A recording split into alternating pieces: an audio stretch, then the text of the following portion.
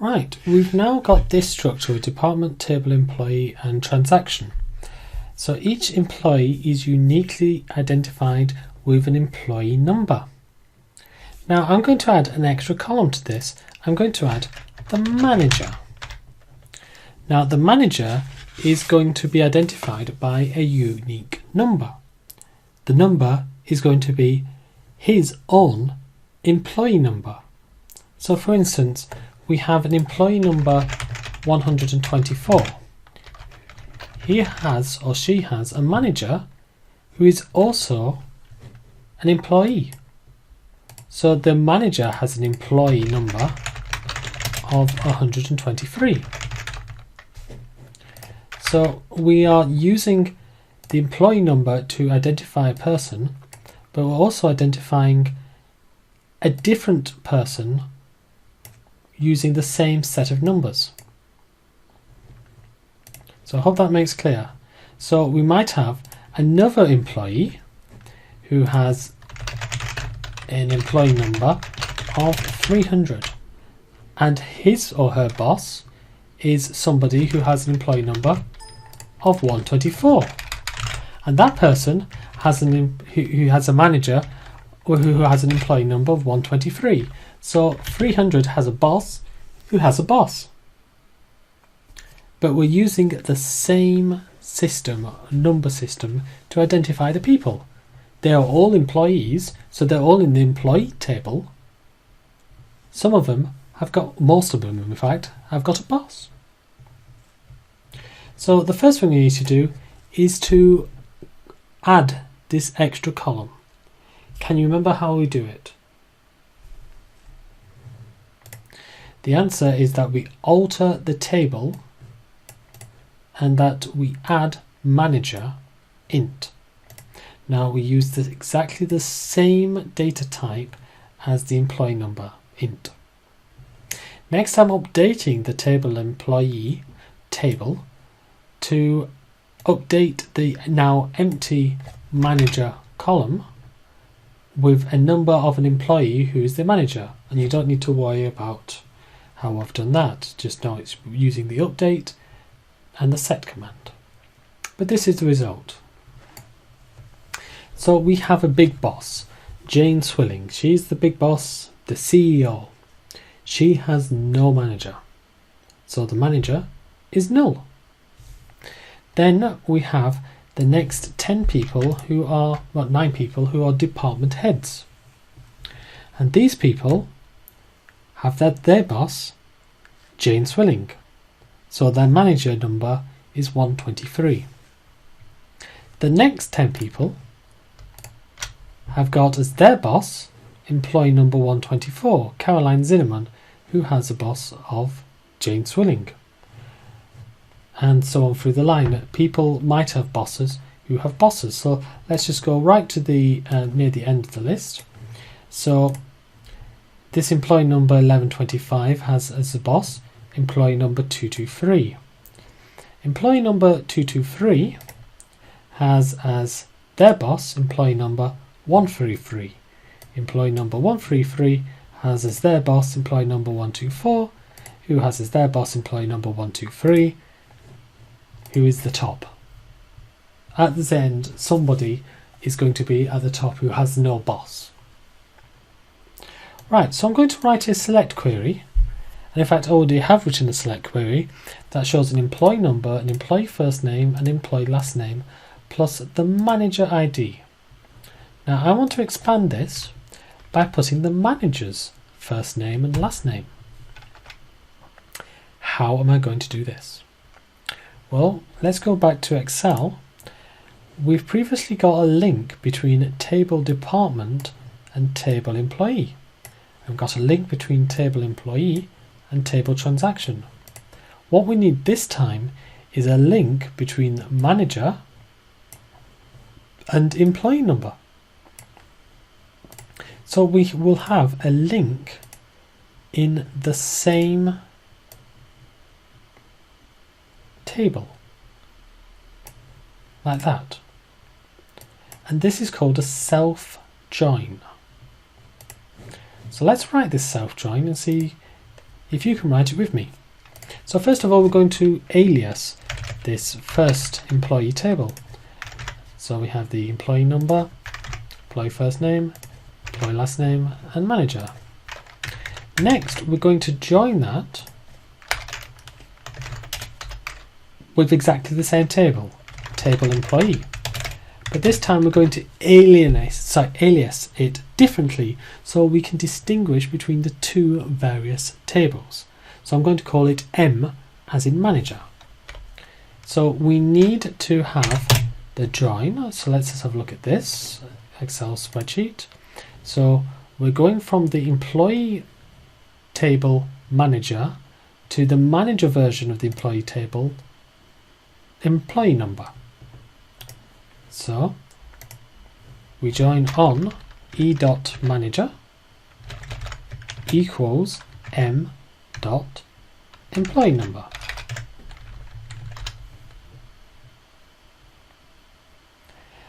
And then what else do we do? Well, not much. We now just can now write all of the manager tables. So we write the manager employee number. We write the manager first name. We write the manager last name. And there we go. And we can even, once I put the right table, I've literally been copying and pasting, we can even put their manager's manager. So let's run this, see what we get.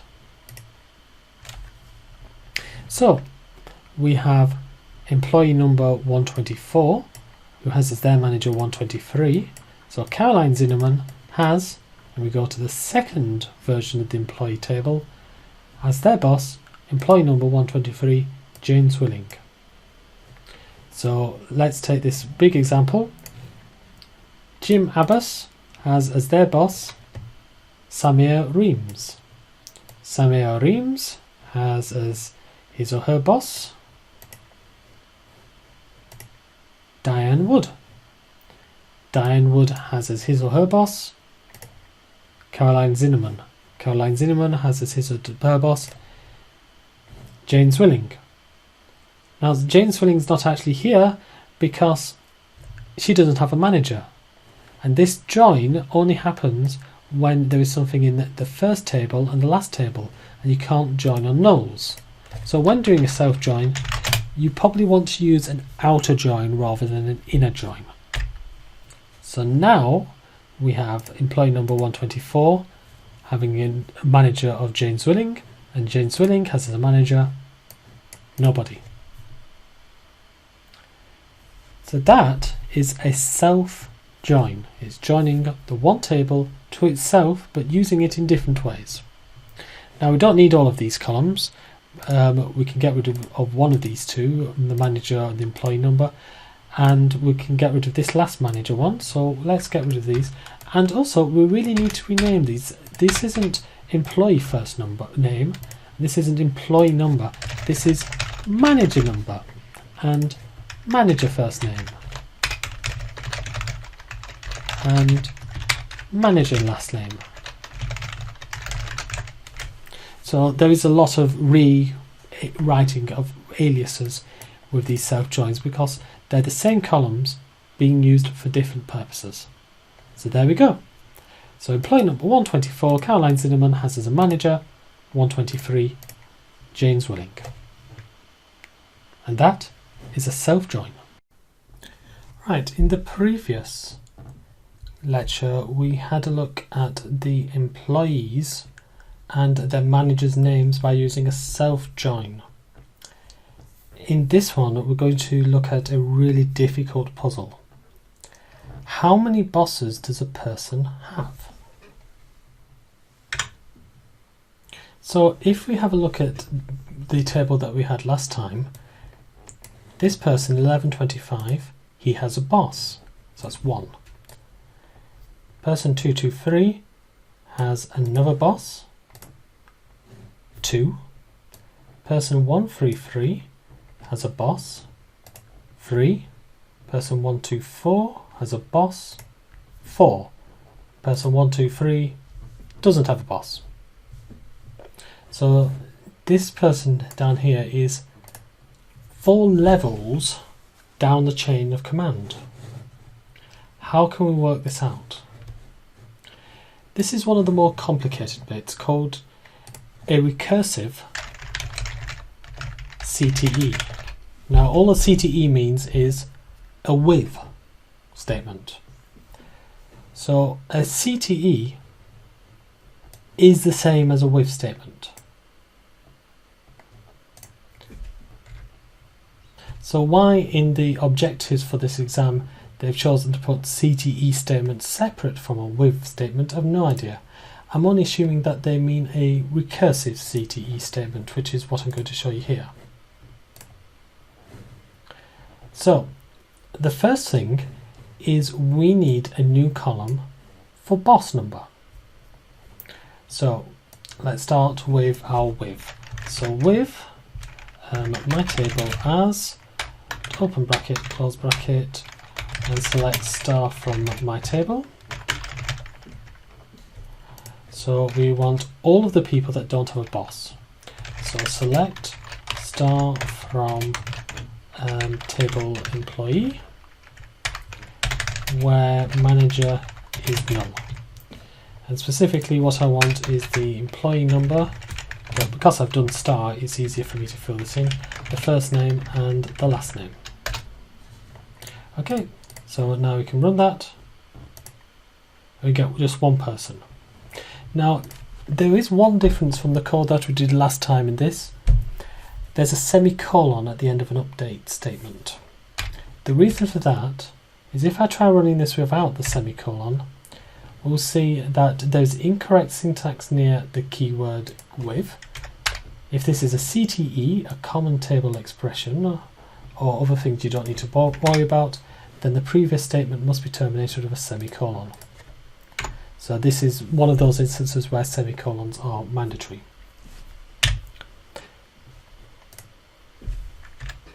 So here we have that one person, and he or she, it's Jane, has a boss level of 0. So we can put that in. Now you remember these subqueries which called on the main query. They were correlated subqueries. The answers subquery in some respects depended on the main query. Well, it's going to be the case here. What we're going to do is now take what's left of the table employee and join it with my table. So imagine that table employee has these 1005 rows. We've just moved one of them out into my table. So we've still got 1004 rows left. So here we have table employee, and here we have this new table. So my table, I can't remember what I've called it. Just my table, and that has an employee ID, it has the names, and it has a boss level. So what I've done so far is take out this top row, which has a manager of nil, out of table employee and into my table.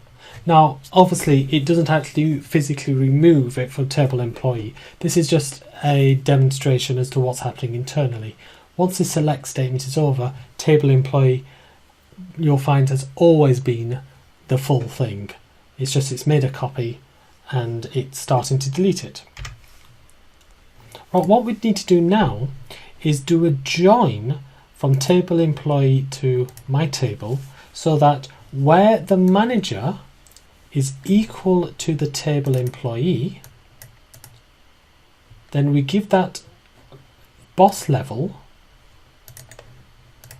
the boss level of the manager, in this case 0,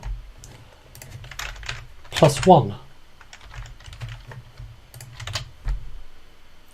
And then we need to take all of those out of table employee into my table, and then we join what remains in table employee, join it with my table, and give the boss level as whatever the boss level is here. So 124 is this one, so boss level 1, so equals 1 plus 1. And then we move all of that lot out, and then we do again and again and again. That's why it's recursive. It happens again and again and again. So let's just concentrate on the first lot. So we have got this one out, and we want to get these equally out. So currently these are all contained here.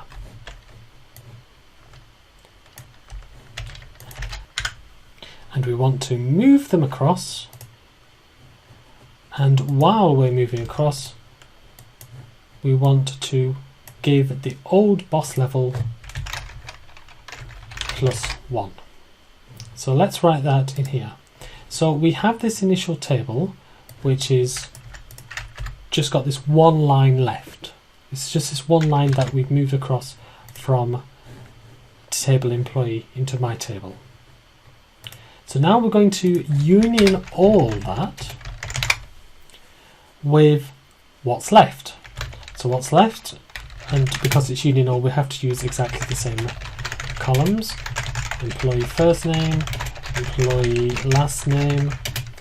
I'll work out what to do with boss level in a moment.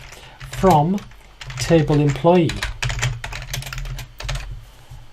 And we're going to join table employee to the outer table, to my table. So join with my table, the with table, on. So what are we joining on? Back to our Excel. We are joining employee table manager with my table employee ID.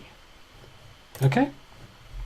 So we're joining manager equals to this new table employee number. Now what we're going to do here is we're getting the boss level from my table. So my table.boss level, and we're going to add 1 to it. Okay, so that we now see we've got ambiguous employee number, employee first name. It doesn't know whether we're going from table employee or this with my table. So we've now got to tell it, well, we don't want to get any of these from my table, we want to get it from here, from table employee. So we need to alias it. So we need, well, not alias it, we need to give it the table, which we just happen to have aliased. So there we go. So that moves that lot across and gives it a boss level of 1. Now comes the magical part. It then does this again. So I don't have to write any more code. It then looks at what's remaining and does exactly the same thing. We have a reduced table employee and an increased my table. So now it sees, oh, there's a join here. Let's move these across as well. And let's give this a boss level of 1 plus 1 equals 2.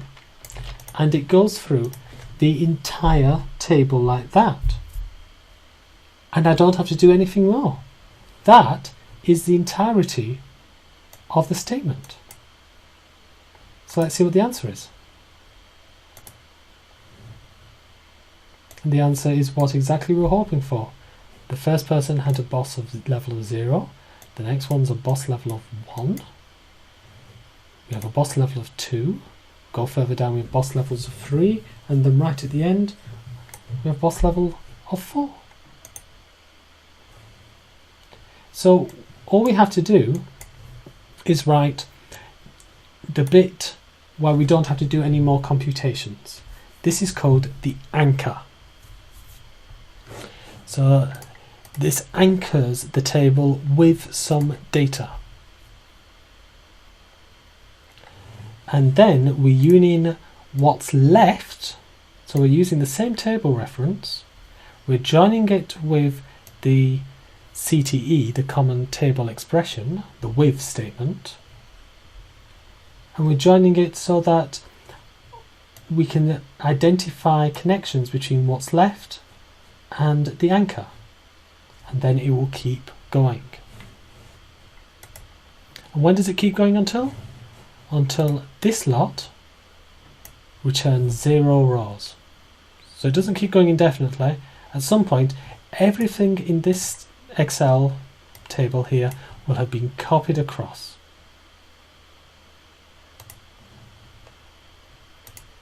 At least that's the hope.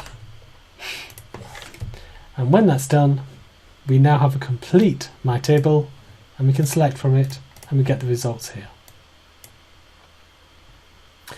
That is called a recursive CTE, common table expression. It can be a lot to get your head around, but just remember, we start off with this anchor part, we union all, and we have the recursive thing. And you'll find it's so much easier if you can get a piece of paper like I've done here in Excel, get your data and work out what exactly you want to do, what you want to happen. And it's got to be the same thing that happens each time. So that's why we said just add 1 to the boss level, because that's what happens at each level. So that is recursive CTEs.